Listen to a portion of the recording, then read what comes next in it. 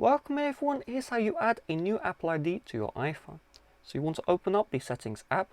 You will see here sign in to your iPhone. Tap on this one. And now you're going to see this. Don't have an Apple ID or forgot it. Tap on this one. And now we have the option to create a brand new Apple ID. So tap on the create Apple ID option. And now it's going to bring you to the setup screen. So from here, we need to enter in all of our personal details. So let's just go through here. I'll tap on next. Name, enter in your name into this field right here. Then we'll tap on next. Now, here is the great part. When you set up a brand new iCloud account or Apple ID through the settings app, you have the option to get a free iCloud email address.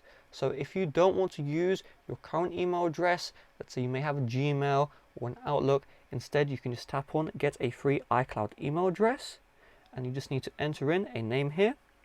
Do keep in mind that you can only have one person with this address, so if someone else has already used the email address you are trying to use, then you will not be allowed to use that email. Okay, so we'll go next, and I'll tap on create email address like so. And it will ask for the passcode.